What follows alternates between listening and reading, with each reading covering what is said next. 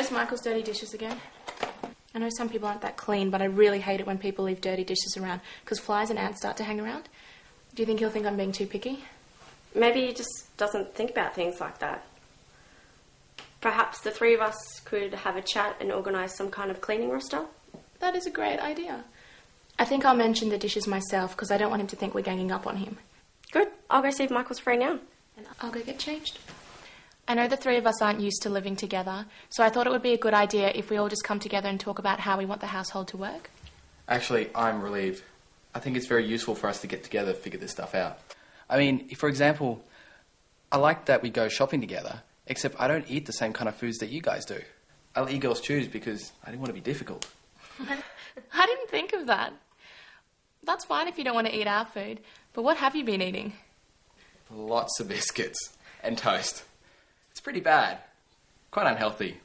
I like having stir fries sometimes, but I prefer lasagna and burgers, salads, you know, that kind of stuff. But you probably don't want to eat that stuff. Not really. That's okay. Well, do you think it would be better if we did our grocery shopping separately? I could have one shelf in the fridge and the pantry for all my stuff. Sure, that makes sense. We don't want you to go hungry or get fat from eating biscuits. No, we don't want that, do we? What else do you think we should change around here? Actually, I was thinking about the cleaning. As you probably know, I'm a really clean person, and I know everyone's different, and that's okay, but I really can't stand dirty dishes lying around because of ants and things. I'm so sorry about that. I just don't like doing the dishes. Usually I do them at night time, but I was so tired last night. I know, I understand. Why don't we make a roster so that we can all share the housework evenly? That sounds good. I have another question, though. With the phone bill, I don't mind having it connected, but I only use it a couple times a week. How do we go about splitting it up? I guess it wouldn't be fair for you to pay 1/3. I think I use the phone the most, so lucky the bill's in my name. We could put a notepad by the phone and tally up all our local calls and then just check whatever mobile and STD calls we make. Or otherwise, I could just get a prepaid option and we can work like that. I think that could work. With the rent, I think we should just continue paying 1/3 each. But if one of us misses it or is late on a payment, then we'll all get in trouble. Well, I've heard of this free website that can send automatic reminders for bills, rent, and even chores that we have to do. Maybe we should sign up and get our reminders put on. That sounds like a good idea. I'd be interested in checking out that site. It'll be pretty good when uni gets really busy so we don't forget. It's a good idea. Let's check it out. Another thing we should talk about is friends coming over.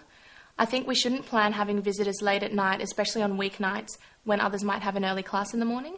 That's true. And we should probably check with each other before we have a big dinner or a party and try to keep it to the weekends. But not during exam period. Oh, no. Well, we'll be too busy studying anyway.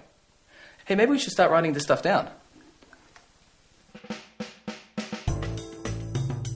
Each person will buy their own groceries, have one shelf in the fridge and the pantry, take turns washing the tea towels weekly, will do their own laundry, will pay 1/3 of the phone line rental plus the cost of their own phone calls, and should make a note of their phone calls on the pad by the phone.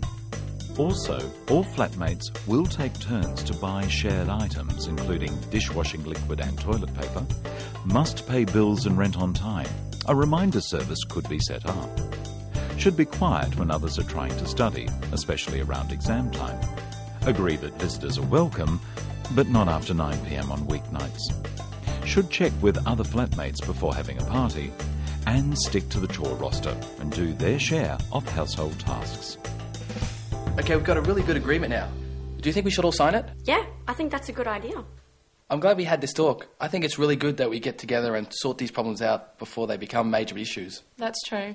I think I was starting to go crazy with all the dirty dishes and things. I think it's good to start talking about a problem before it becomes a major issue. Well, I don't know how to mention this, but I might just be paranoid.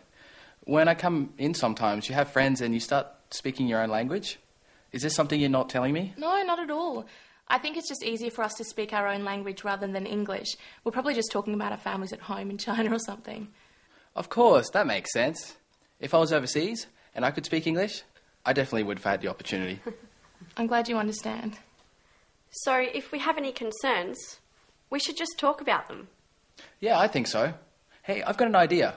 It could be fun. How about we take turns to make a shared dinner once a week? That way I can make lasagna and you can try something different. And then I could try your noodles and stuff.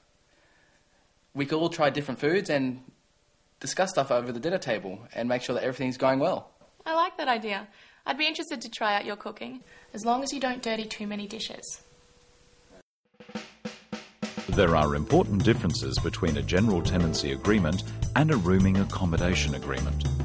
You will also have different responsibilities if you are a head tenant or if you rent as a subtenant from someone else in your house.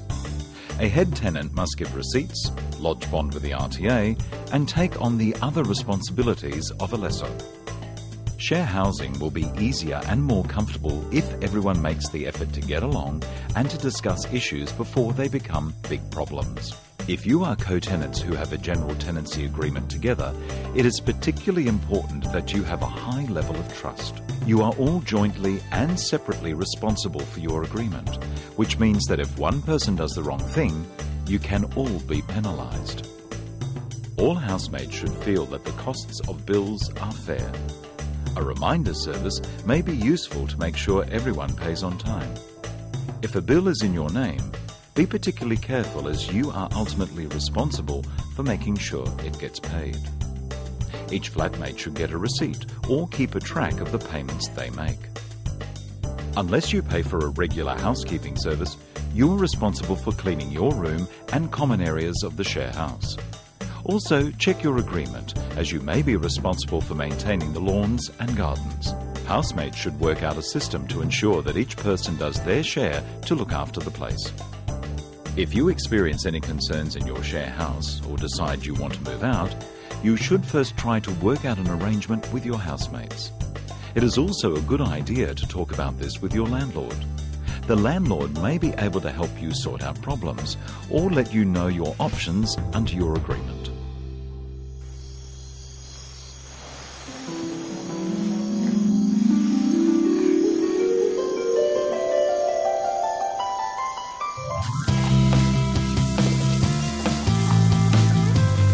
Smells fantastic. Thank you. It's gonna be good. I hope so.